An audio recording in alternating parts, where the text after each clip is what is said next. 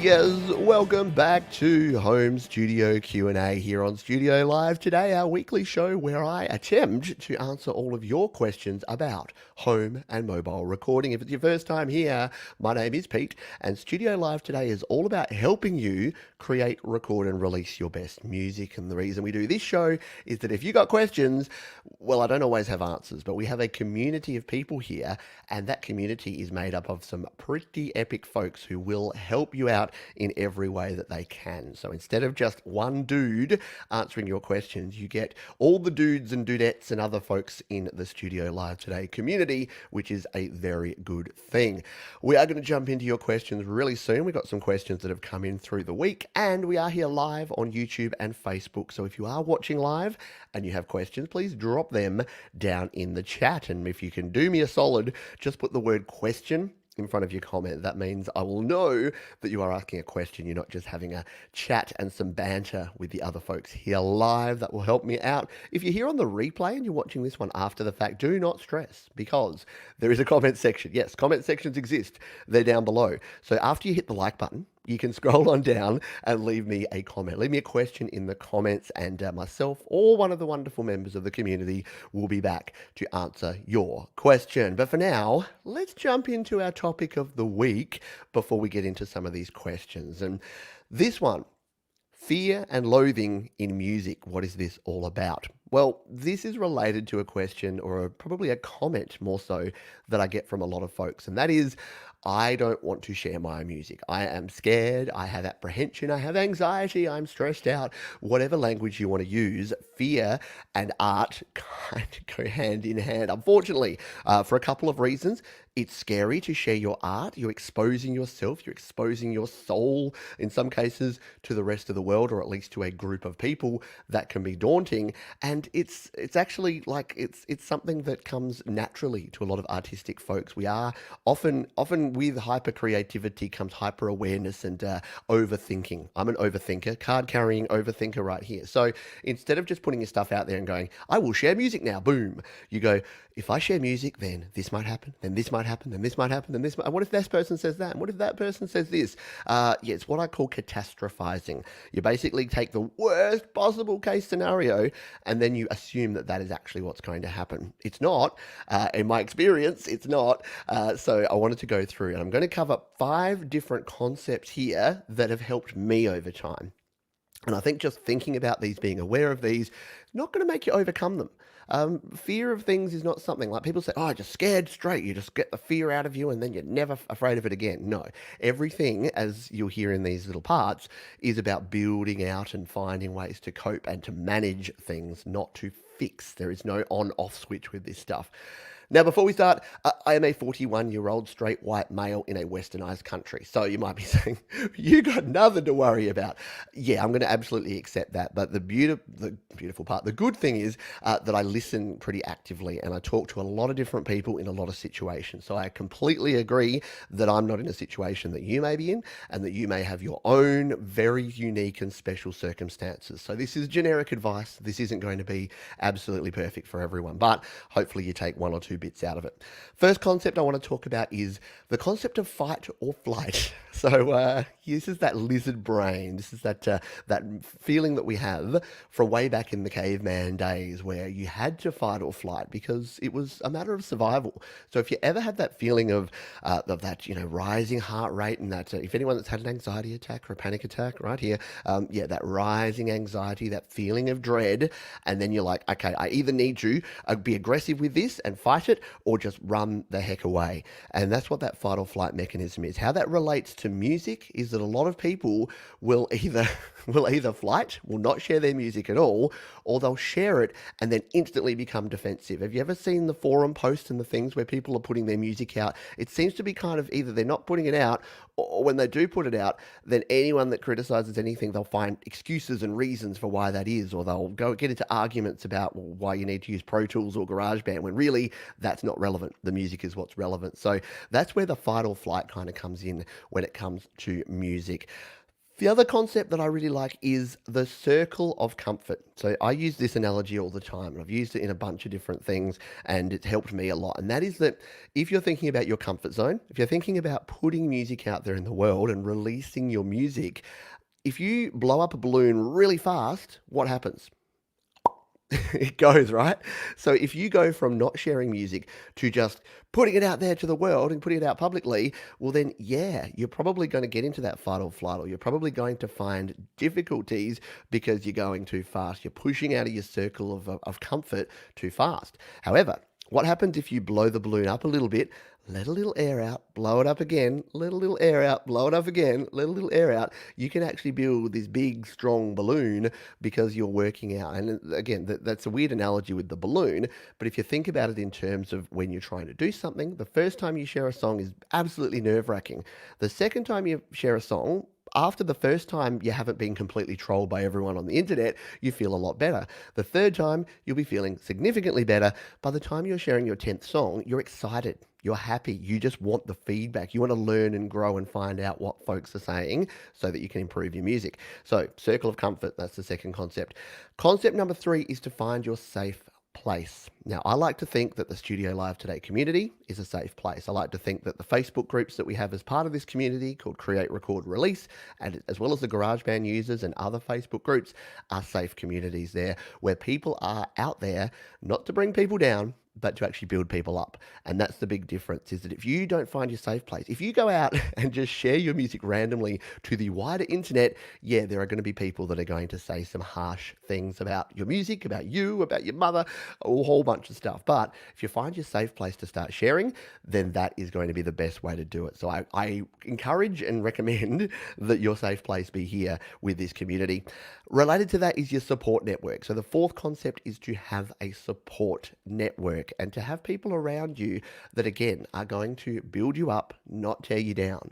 You don't need people around that are going to add negativity, that are going to tell you what you shouldn't do, or are going to be too black and white. I talk about that a lot. The two phrases missing from our society at the moment is "in my opinion" and "in my experience." Too many people are using direct, definitive statements to express their opinion or express their experience. In my experience, in my opinion, not fact. So have a good support network of people that are going to give you share their experience and their opinions, but are not going to talk down to you and make it impossible for you to share with them.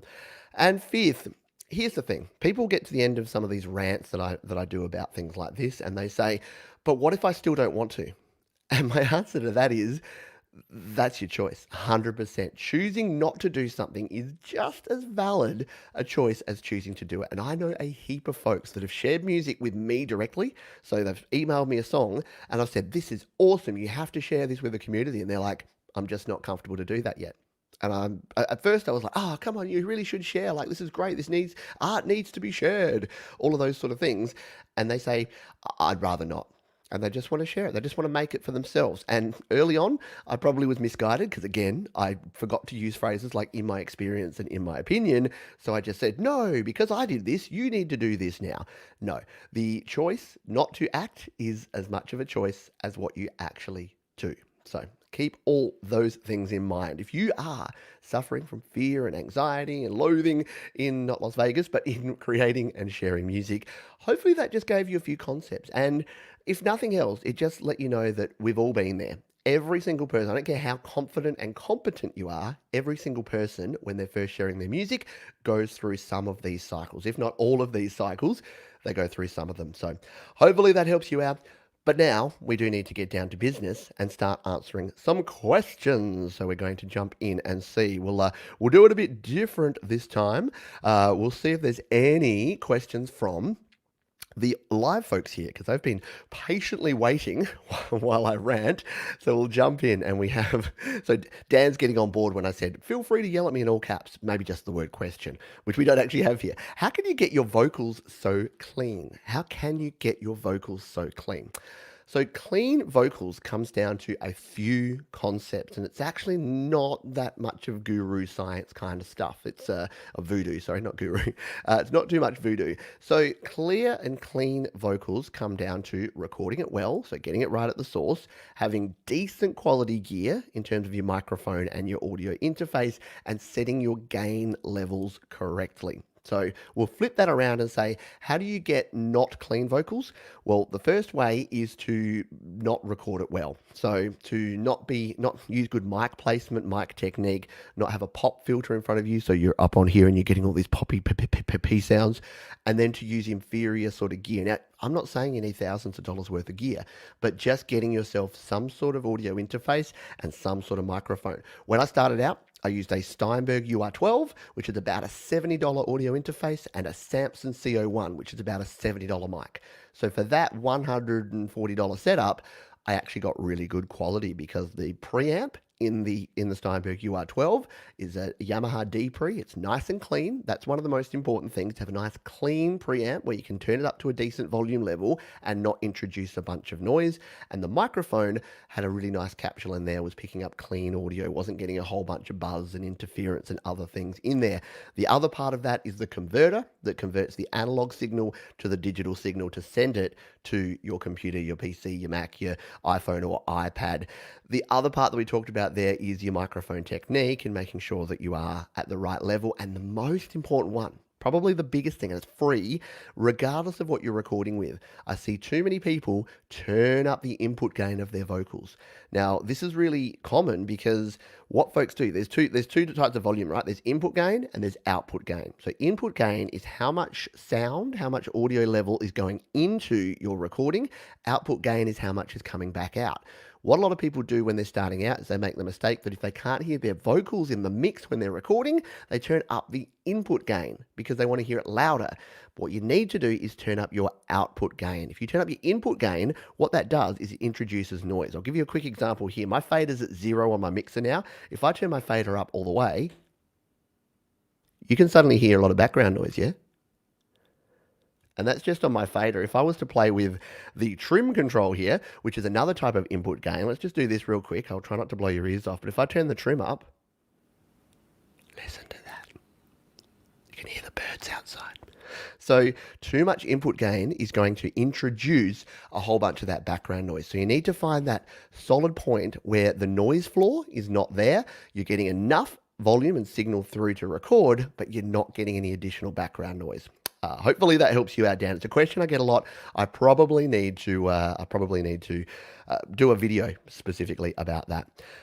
Let's continue on. Pete, you should take a cough drop. I probably should. Well, I have been. I have been taking a few cough drops just to try and lubricate. And I've got the water here today, so we'll be doing okay, but I'm much, much better today. If you watched yesterday and the day before, yeah, I know I had a few few moments where I had to hit the mute button pretty quickly. Let's continue on. Thank you, Andrew, for the kind words. Been big help to you understanding the diversity of GarageBand. It is a diverse platform, isn't it? It's very, very cool. Question here from Eves or Yves Roy. What do you think about AI, artificial software, to redo your mix and master? Yeah, it's an interesting one.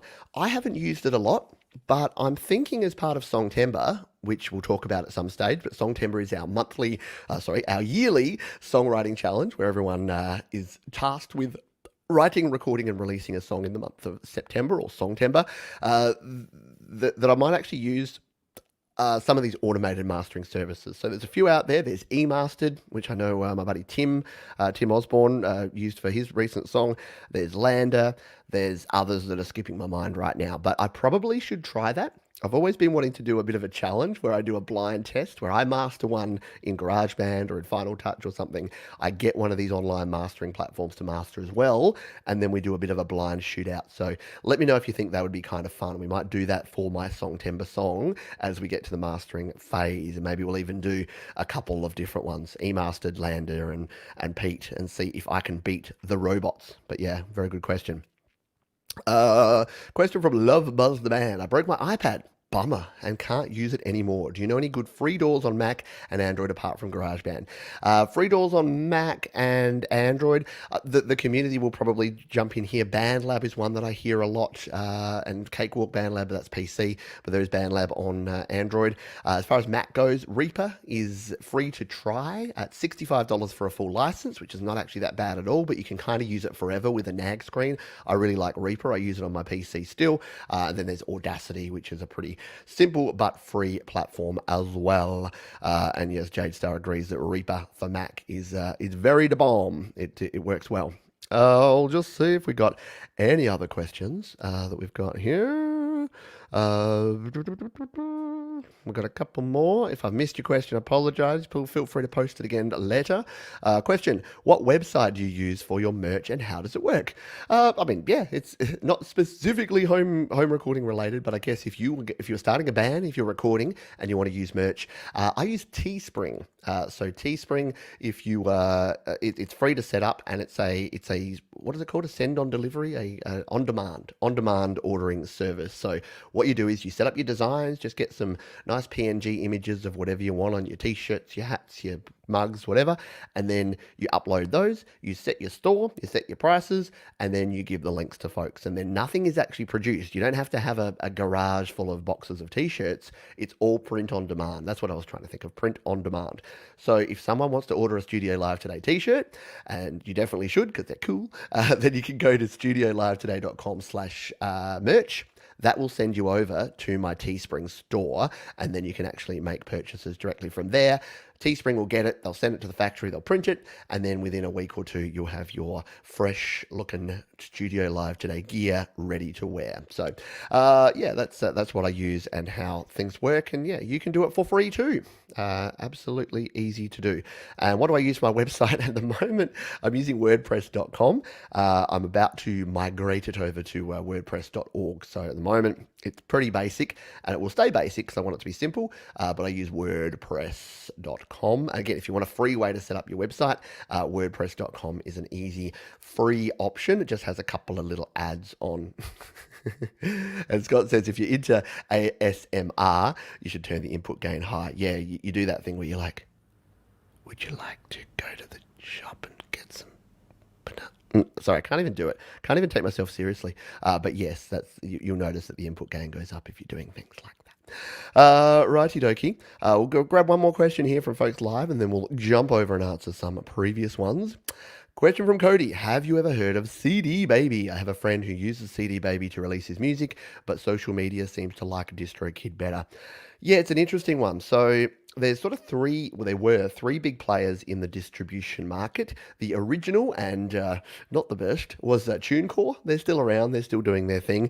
They're fairly expensive and probably haven't quite kept up with the likes of CD Baby and DistroKid. Then there's CD Baby, and they've been around for quite a while. Obviously, by the name, you'll realize that they were sort of around originally as a distribution for CDs. So you could actually, and you still can, you can actually get CDs produced through CD Baby. They specialize in sort of small runs. So you want 50 CDs of your album produced, they can actually do that for you if you're a touring band or something like that.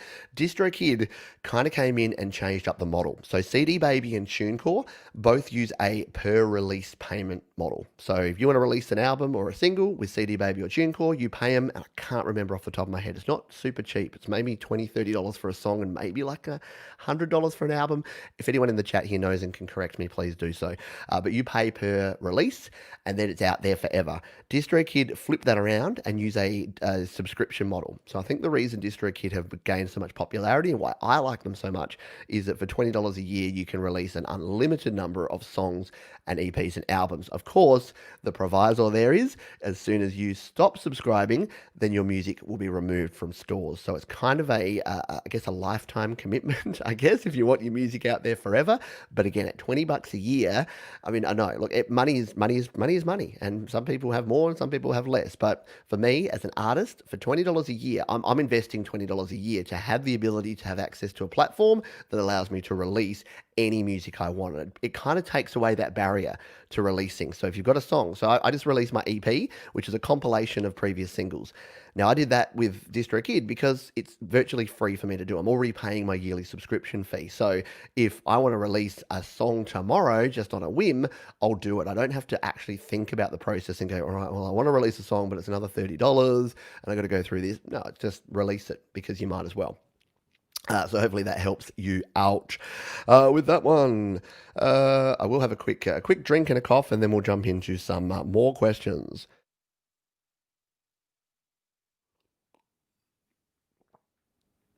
Sorry, I could have cancelled this weekend's show, but it's too much fun. Oh, by the way, I meant to say this up front, and I will mention it in the happy hour. But it is Father's Day here in Australia. It is Sunday, and it is Father's Day. So shout out to all the fathers, especially those here in Australia, and to all those who have fathers, who have carers, who have significant others. The reason I don't make a big deal of the Father's Day, Mother's Day thing is that personally, I kind of think that it's a little bit token, and you should be looking after and supporting the people that support you all year round. It shouldn't just be for one day of the year.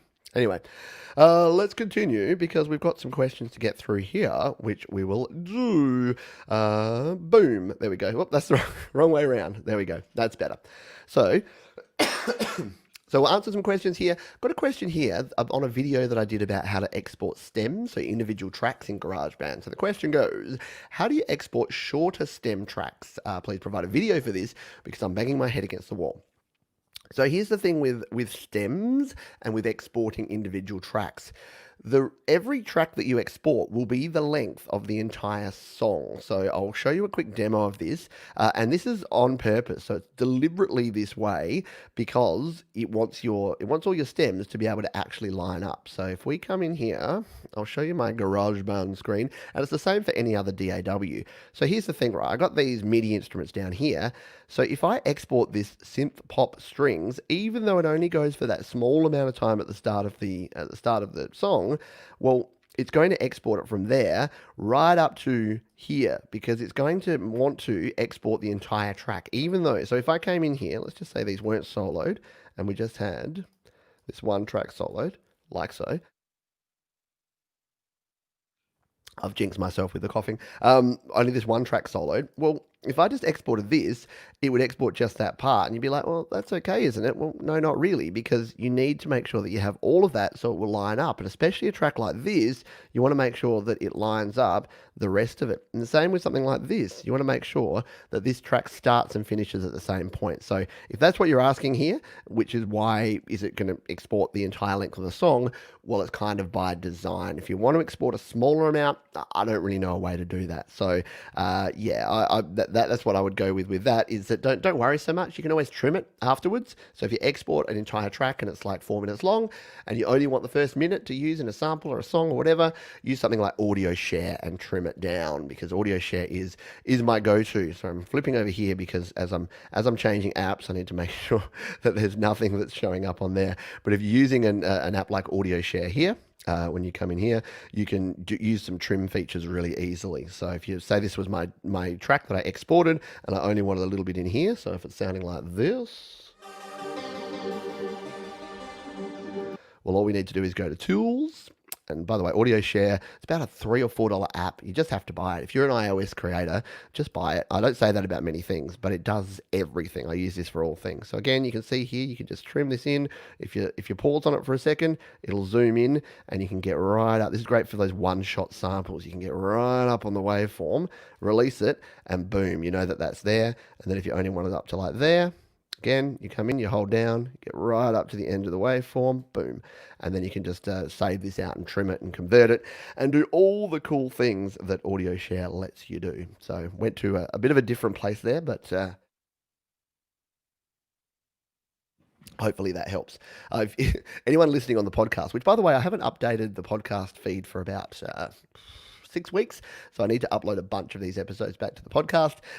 Anyone listening on that, the reason I keep going silent is, I've got a bit of a frog in my throat, and it was going fine until I mentioned that I was going fine and feeling better, and then it's Murphy's Law that it starts kicking in again. Let's continue on and go to another question from the week, and that is this one. Related to how to connect a mouse and a keyboard to an iPad or an iPhone. It says, hi bro, can you use it on iPad Pro 2020? And for keyboard and mouse, should Logitech or can we use another brand? A good question, and one that I should answer without coughing. So yeah, you can use any sort of mouse or keyboard. It really doesn't matter, and you can either use a USB mouse or keyboard if for your iPad Pro 2020. If you've got something like I'm using here, I can't show you because it's plugged in. If you've got some sort of USB-C to USB-A hub or adapter or converter, then you can plug in any USB mouse. And the beautiful part about iPad Pro 2020 is that it doesn't have a Lightning. So you don't need the Lightning to USB adapter. You can use a USB-C, and it doesn't have to be an Apple branded one. It works really well. So yeah, you can do that. The other thing you can do is use Bluetooth, and any Bluetooth will work. I must admit, I've used some cheaper Bluetooth mice, and they don't seem to track so well. The reason that my go-to mouse is this one, hang on, let's just come over here. My go-to mouse is this one. It's part of the Logitech MK345 series, and it comes with a keyboard that looks like this. There's the keyboard that goes with it. Got the nice little blue accents on there. The reason I use that is that yeah, I've used Logitech stuff for ages, and it just works. And it doesn't have lag, and it doesn't have connection issues and reliability issues. So I do prefer Logitech, but yeah, you can use anything. Microsoft's fine. Any other brand will do it for you as well. Continuing on, this wasn't actually a question, but I thought I'd put it out there to remind me to say a big thank you to my patrons, because every month, if you don't know, I get supported on Patreon by a bunch of wonderful, kind folks, and folks that support me there for as little as $1 per month. You can support me, and you get access to some additional videos and some posts and some early access and some other goodies, and you get a warm feeling down in the cockles, including the fact that I just replaced these. So on their way is a fresh, brand new pair of Sennheiser HD 280 Pros. I've tried other headphones. I just keep coming back to these. They are comfortable.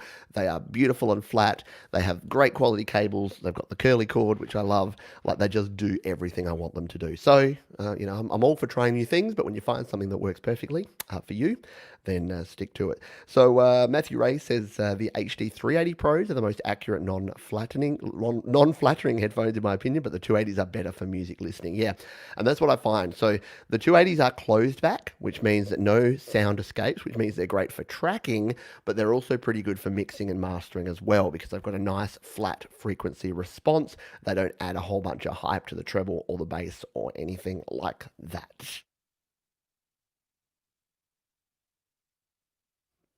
Dear, oh dear. Let's continue on with another question, shall we?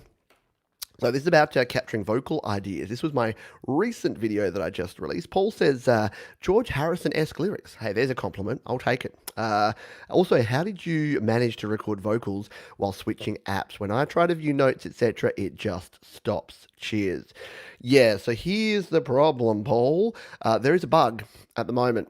There is one bug there's several bugs, but one of the most annoying bugs is that if you're in an iPad, it's usually iPads, some iPhones, and it seems to be a bit hit and miss, is that some, even if you have background mode on, so I'll show you where background mode is. If you come in here, run in background. So the first thing you need to do if you want to do by the way, if you don't know what I'm talking about, yesterday I showed how I take my iPhone out and I go around and I record my vocals, and I do that in the background. So GarageBand is running, recording my vocals, and I have my notes up with my lyrics in the background. So that works really well. The problem is though that in some of your iPads and iPhones, even with this on running background, it doesn't work. So as soon as you hit record and then you swap to another app, it crashes. Well, it stops. So it stops recording after usually about 4 or 5 seconds. So if you're having that problem, I'm sorry. I don't know if they've fixed it in iOS 14, and I hope that they do, but we shall see. We shall see indeed whether that gets fixed. But if you're having that problem, then hopefully that will, well, it won't help you, actually, because I don't know how to fix it. But yes, it is a bug. You're not alone. It is a bug. So what you need to do is you have your iPhone. If you have an iPhone as well as an iPad, you'll just have to bring up your lyrics on another device and then record in on your iPad while you're looking at your other device. Unfortunately, there's no workaround. There's kind of two big bugs. There's that bug and the save to files bug. I've talked about them recently. It's annoying, but it is what it is, right? Let's continue on with this one. So again, that same video. So Trent Van Allen. Whoops, I'm not displaying him. There we go. Trent Van Allen says, I watched your drum sequencer video and was wondering, when I choose what kit to use from the list, is there any way to select kits that I got off the web or that are stored on my phone, or am I limited to what preset kits Apple has included already? So yeah, short version of this is that actually we'll come out. I'll show you the beat sequence. I'll show you what we're talking about here. So if you are in GarageBand, as we are, and we load up, add a new track, we'll go to our drums, and we choose, always go the wrong way, beat sequencer. So what we're referring to here is that you down in the bottom left here, you can change the kit that you're using for the beat sequencer. So you've got all of your downloaded kits, you've got your acoustic, your electronic, and your percussion. So if we bring in our good old 4 on the floor rock drummer, then it does its thing.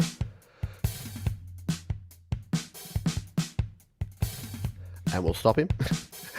So can we bring in other kits? No. I don't know why I brought all this up, just to tell you that we can't. So no, unfortunately, we can only use those kits. I have done another video in the past where I've showed kind of how to make your own kit. Really, the only way to do that is to use the sampler.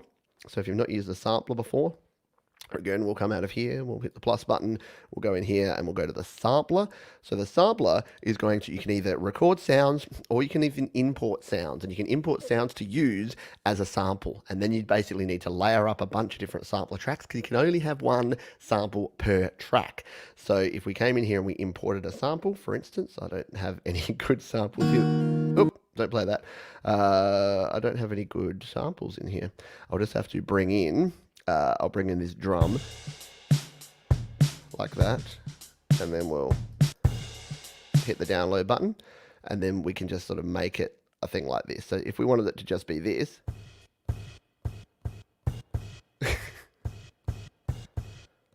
then yeah, you can do that, and you can record in a sample. So if this was a kick drum, you could record in all your kick drums here and bring in whatever sample you want. You could then bring in a hi-hat and put that on a separate track, bring in your cymbals, your snares, but again, you'd have to layer them up. You'd need a separate individual track for each individual sample, because the sampler, you can't attach a different sample to each different key, which would be an awesome feature, and hopefully we see something like that in the future. Continuing on. So Jade Star says, not happening on her device, but then I open my lyrics as a floating app. Yeah, so I don't think it's happening on the iPad Pro. It seems to be happening mostly on sort of iPad Air 2, Air 3, 2017, 2018 type models. They're the ones that I've seen it happen on. I don't think it happens on this iPad Pro that I'm using here, but I could be totally wrong. Gary says iPhone quits on my iPhone if I switch to. There you go. So Gary, what I should do is put out a survey and just find out what models and what devices it seems to be happening on for different folks. Alrighty, let's continuing up. Let's continue on with a couple more questions here from the folks through the week. And once again, if you are here live and you have your own questions, feel free to pop them in the chat here, and we will circle around and get to as many of them as we can. Now, this is an interesting one. Can you make the sound? So, can you make the sound go out from your piano, not the phone? So, there's two ways to skin a cat, but there's also two ways to record keyboard sounds in GarageBand. There is MIDI, and then there is recording the actual sound. So, I've done videos on both. So, recording MIDI is simply, again, we'll switch over here so I can show you. I'm liking the practical demo stuff here today. So, if you're hearing your MIDI instruments, all of these were recorded using a MIDI keyboard. So, what you do with a MIDI keyboard is you go plus, you go, yep, I want a sound, I want this to be a keyboard, I want a classic rock organ, plug in my MIDI keyboard, and then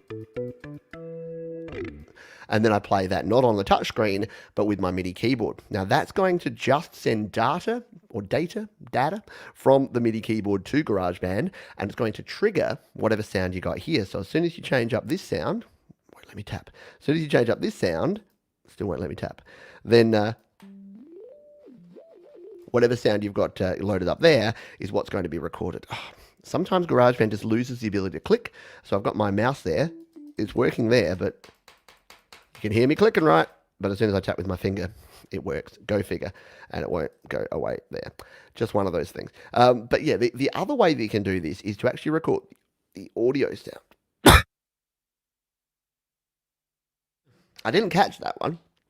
Oh, bit of water, please. I really do apologize. Like I say, 2 hours before the show, not a single problem. Started talking, yeah. Where were we? Yeah, so what you could do is add an audio recorder track. Come in here, audio recorder, and then say go instrument, and click here, keyboards. And from here, you're going to have to go back with the editor and like edit out all this mutes. From here, you can sort of choose some presets and then plug in using an audio interface. So you can plug in analog via an audio interface. So the analog out from your headphone jack or the line out of your keyboard, plug that in through something like a Behringer or Steinberg or Focusrite audio interface, hit record, and then you'll be good to go.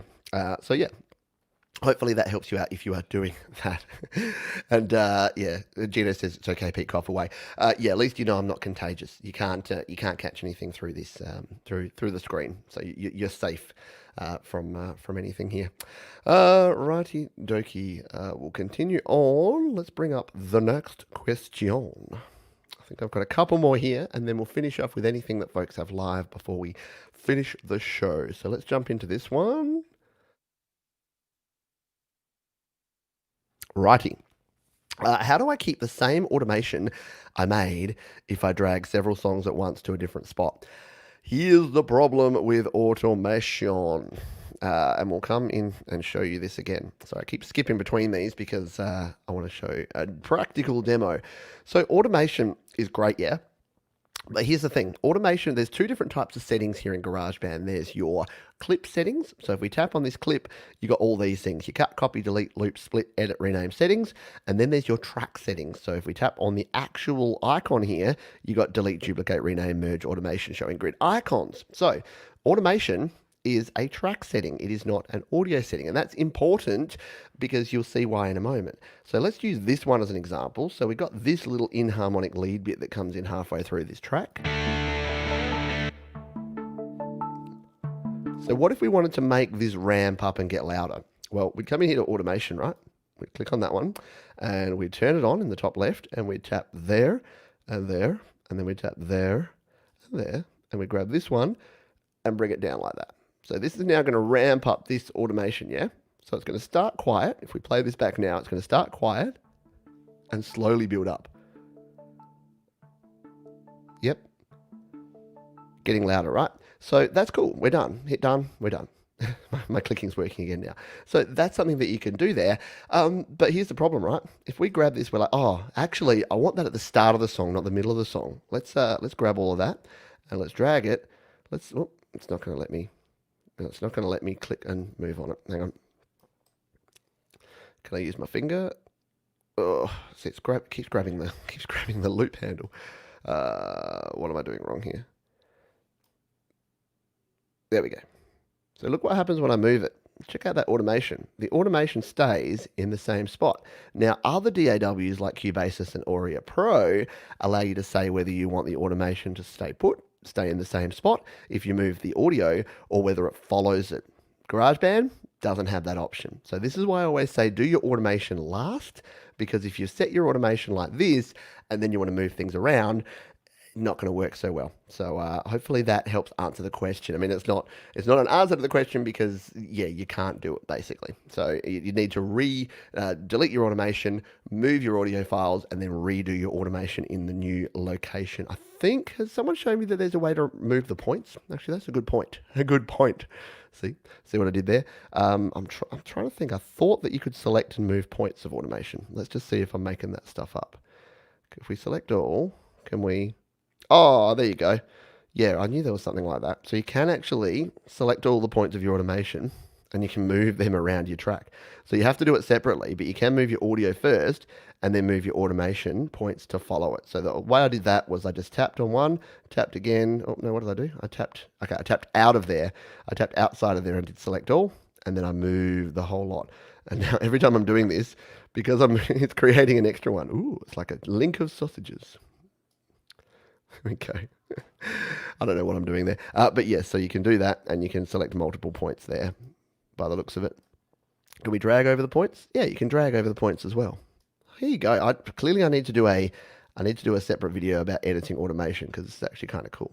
I didn't quite realize you had this level of power.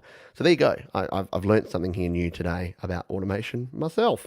And now I've got a bunch of, I'm using the old version I track here. So this is my Song Timber song, but I'm using the first version. This second version is the newer one. So just playing around on the old one. I've made the mistake before of doing that on the actual live one.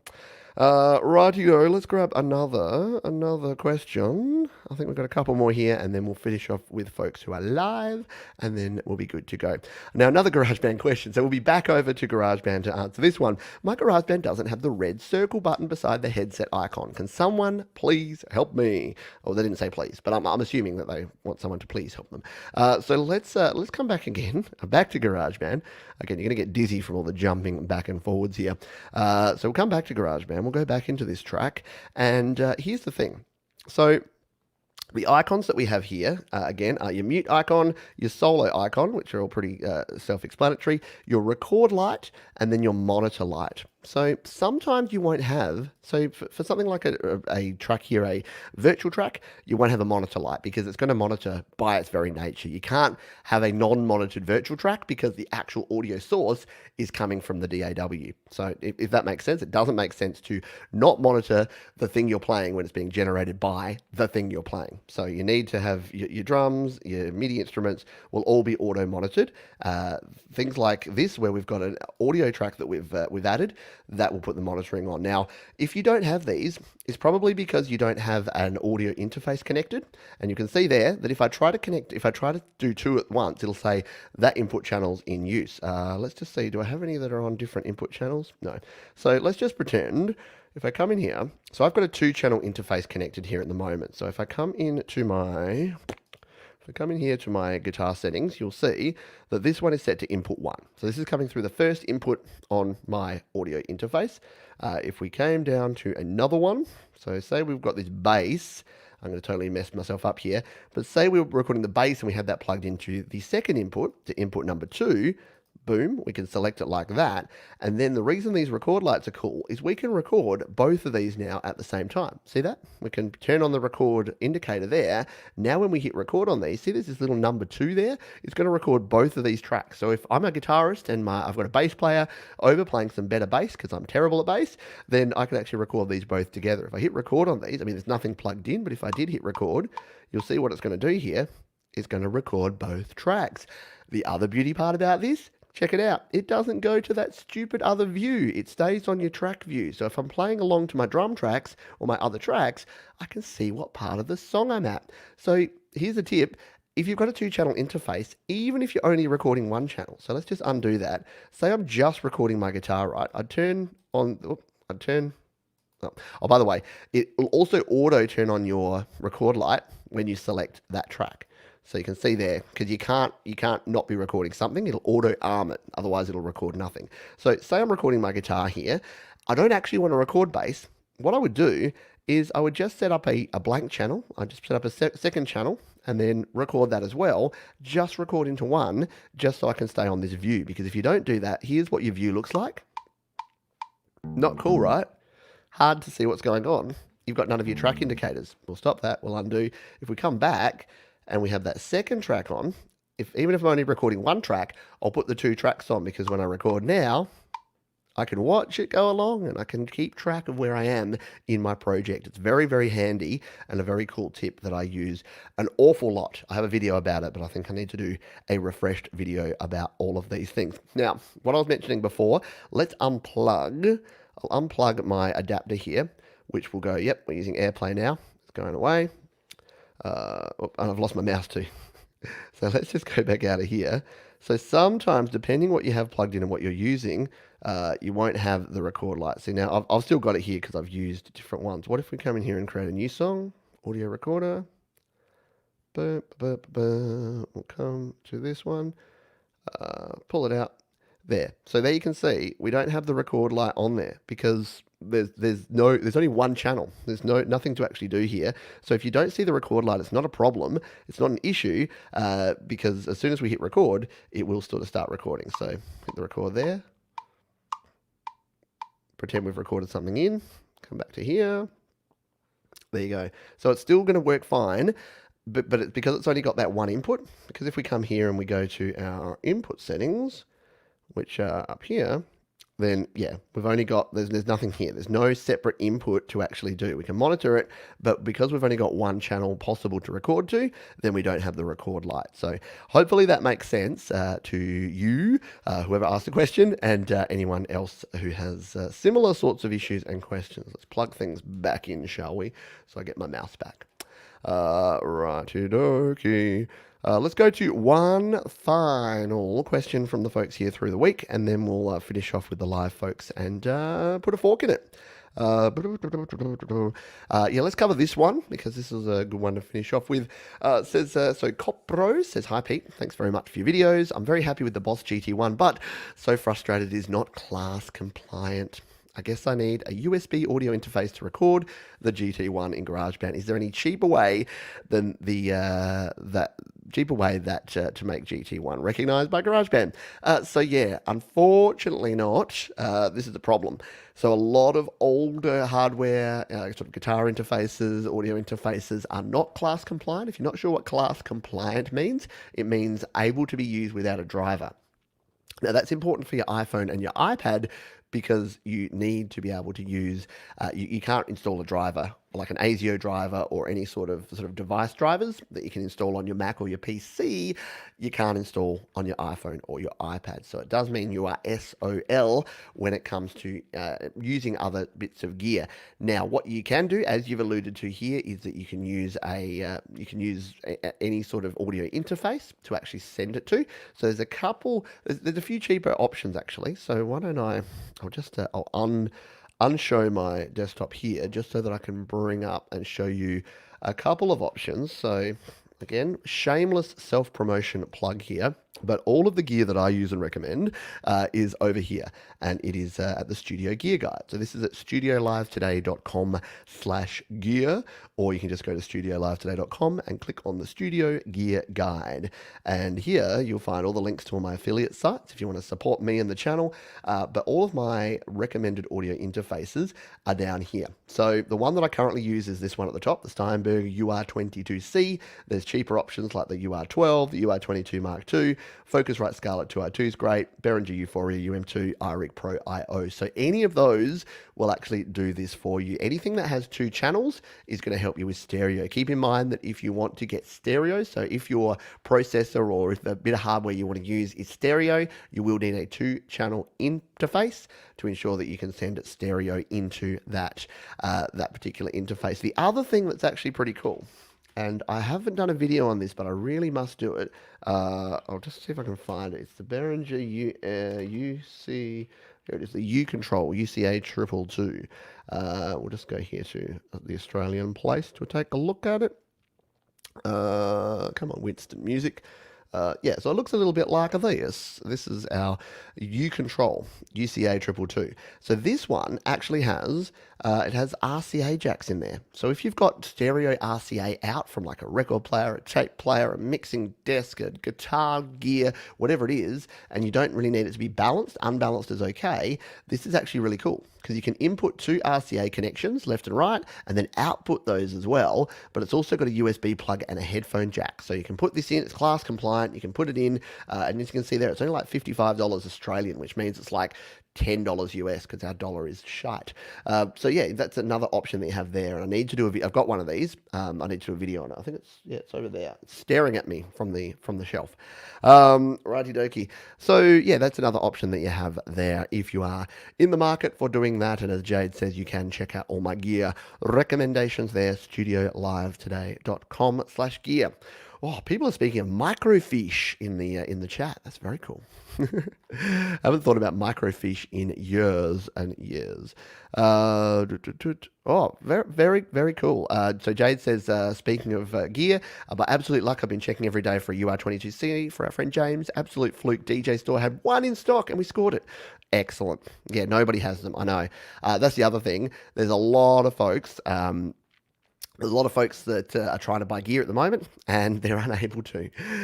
So yeah, it's a challenge for folks buying gear. It's also a challenge for someone affiliate income from the sales that I recommend is part of the business here. So yeah, it is frustrating when people come to me. I spend some time with them. I give them a bunch of recommendations, and then they go, "Great, Pete, I'm off to buy it." Everything's out of stock. I know. Fun times indeed. Let's see if we've got any other final questions. So we've got folks talking about DistroKid. Yeah, so Gary Hubs makes a point here, says, glad I got the DistroKid package that allows for 2 artists. That's another thing to keep in mind. If you want to release under more than one artist name, you'll need the Musician Plus account. It also comes with some other cool benefits. So it's about $35.99 a year as opposed to $19.99 a year. So it comes with a second artist. You can set your price. You can set your record label name, so I can release under Studio Live Today Records. You can do pre-sales.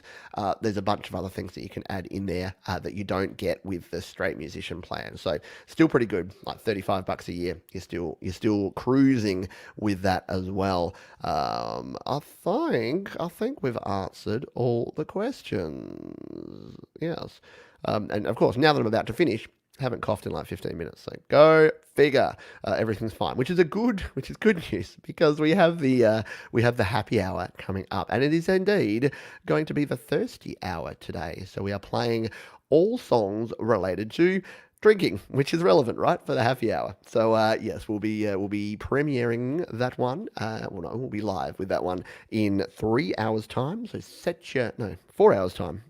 Losing track of time. 4 hours time. So 11:30 a.m. here. I forget what time that is in all the different time zones, but 4 hours time. Keep an eye on the channel for the notifications and come along. We'll be playing some fun songs, having a beverage, having a chat and a laugh, and it should be a nice way to round out the day for many of you. And then GarageBand Weekly with our friend Jade Starr. Yes, you've seen her here in the chat, and exactly right as she says here, don't forget GarageBand Weekly tomorrow, where Jade will be co-hosting with me. So that should be a heap of fun. We'll get Jade's sometimes blunt view on the world of GarageBand, and we'll be chatting Songtember too. I know we didn't talk to a lot of Songtember stuff today, but the focus, our feature topic tomorrow is songwriting in GarageBand. So Jade and I will be sharing our tips and tricks and secrets and hacks to record your songs in GarageBand. So that should be a heck of a lot of fun. Thanks everyone for being here. I hope you have a great day, afternoon, evening. For those that can stay up, I know it's not great for those in UK and Europe, but for those that will be around, I'll see you on the happy hour. Otherwise, I'll catch you at this time again tomorrow for GarageBand Weekly. Take care, folks. Be kind to yourself and to others, and I'll see you next time. Cheers.